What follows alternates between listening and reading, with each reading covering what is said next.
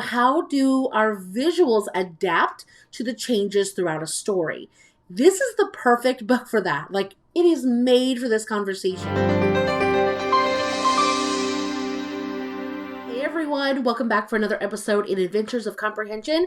My name is Ciera Harris, and I am the author behind Ciera Harris Teaching, and I love coming to you every week to talk about all things reading comprehension. We're going to be talking about visualization mentor texts, and I have 4 mentor texts that I'm going to share with you, plus I have a really unique angle in which you can discuss the text and why this book works really well for that angle. Number 1, we have a story called Abuela. This is by Arthur Dorros, and it is a beautifully illustrated story. So the story is this little girl and her abuela go for a walk, and they go to the park, they go on the bus. You can already see, just based on that first picture, just how beautiful everything is. And so they are always going to different places. And so they go to the park and feed the birds. And this is kind of where the story takes off. So the little girl says, what if I were like the birds and I could fly, and we could fly over the city? And so she continues to fly, and she talks about all the things that she sees. And then Abuela joins her, and it just goes on and on through what they see from the view up above, like a bird. And so they see the town, which this is probably my favorite page right here. They see everyone in the town, and they keep flying, and they see the trains and the factories, and then they go over the water and they see the boats, and it just keeps going and talks about like different places around their town and city that they see. There's the Statue of Liberty, which is super cool.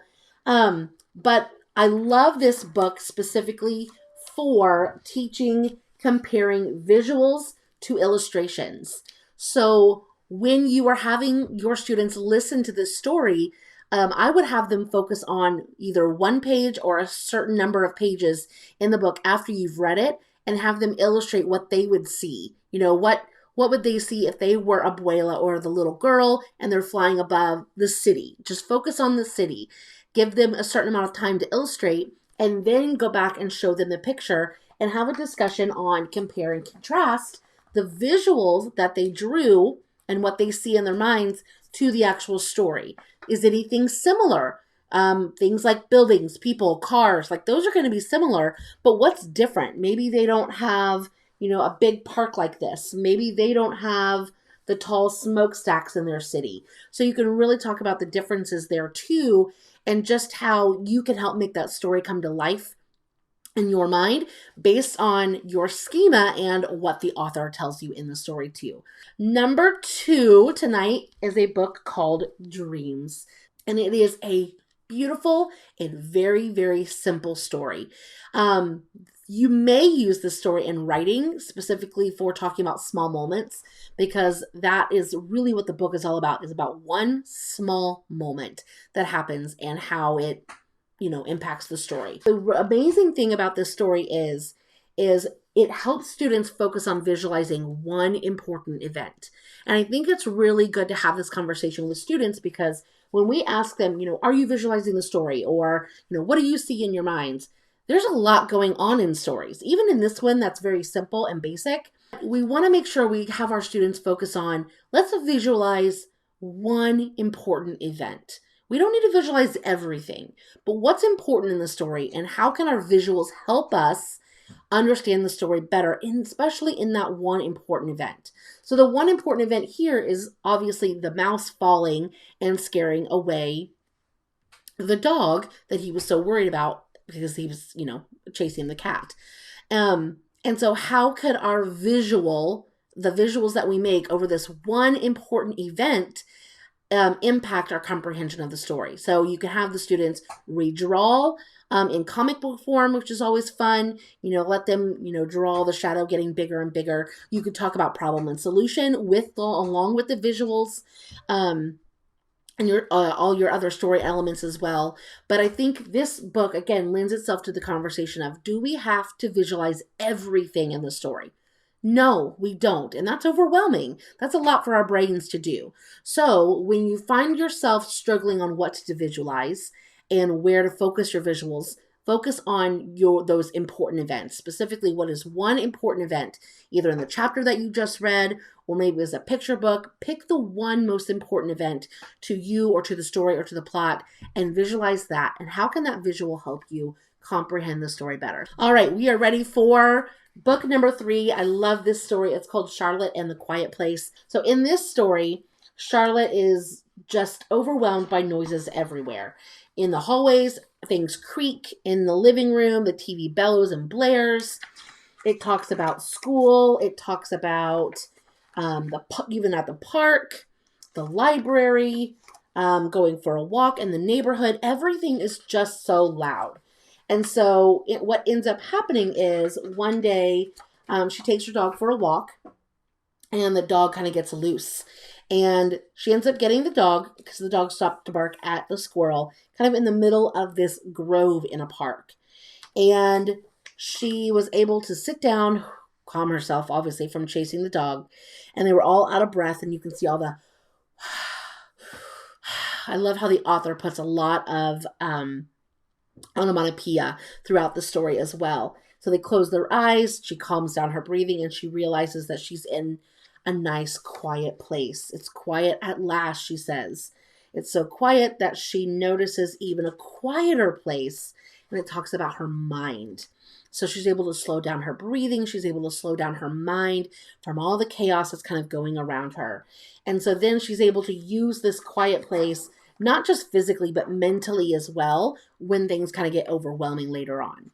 So the story just kind of ends with her, like I said, focusing on that quiet place inside when things get overwhelming. So why did I choose this for visualization? Well, I love this, like I mentioned just a second ago, because it has a great amount of onomatopoeia. And I think visualizing noises is a fantastic angle or mini lesson that you can do with your students. So almost every single page in this book has noises that the students can relate to, where they can use that noise and visualize what's going on. What other noises would they hear? Inside the classroom, outside at the park, in the library, in the school lunch line. What noises do they hear? Can they create lists of descriptive words? What do they see in their minds creating these noises? So having a mini lesson just based on visualizing noises and how that can help make the story come to life as well is really fun and really important to do. So definitely Charlotte and the Quiet Place for visualizing noises. And then your final book tonight, one that I think many of you probably have heard of, is called The Salamander Room. This is an adorable book about a little boy who is so boyish because he finds this adorable little salamander outside. He's orange right there. You can see him. And of course, as all boys do, he wants to bring him inside, and he does. And so the mom, of course, is, trying not to discourage his love of nature and curiosity. And so she starts asking questions like, where's he going to sleep? And so he answers her by saying, like, he's going to make him, this leaf bed. And then where's he going to play the next day? Well, I'm going to create this, in my room. I will carpet my room with shiny wet leaves and water them so he can slide around and play. And then she's like, but he's going to miss his forest friend. So she's trying to give him like logical reasons why this salamander should not be in his bedroom. And he comes up with this grand idea of what he's going to do so that this salamander can stay in his room. And it ends up going all the way to the point where there are now bullfrogs and birds living in his room with trees growing. He ends up taking off the roof to his room so the trees can grow and the birds can come down and eat insects. Like, it's this crazy story that goes on and on and on out of control, all for this one little salamander. And so the very last page, you can now see, well, where are you going to sleep? If this is all going on, where are you going to sleep? And it ends with, I will sleep on a bed under the stars. With the moon shining through the green leaves of the trees, owls will hoot and crickets will sing, and next to me on the boulder, with its head resting on soft moss, the salamander will sleep. So it's a super cute story, and the reason I chose this for visualization is for showing how visuals can grow and change throughout a story. That our visuals should not stay the same. Our characters change, our setting changes, more details are added. So how do our visuals adapt to the changes throughout a story? This is the perfect book for that. Like, it is made for this conversation. So having the students not only follow the changes in the illustrations, but having them also follow it in their visuals as well. You can do it where, of course, you read the story and not show pictures, have them kind of draw out the sequence of events in the story, you know, with adding the birds and adding the roof being gone and adding the trees, and all of these pieces are being added. My visual should constantly be changing. How does it change now? What more do I see in my mind?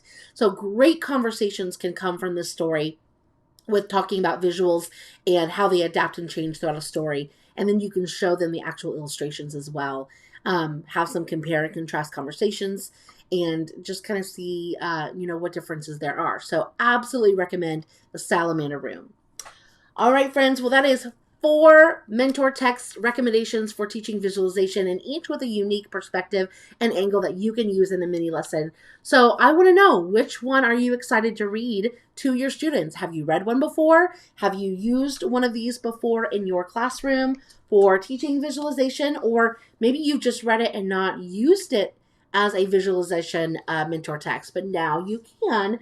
All right, friends, that's all I've got for you tonight. Thanks for joining, and I hope you have an amazing week, and I'll see you in our next video. All right, bye.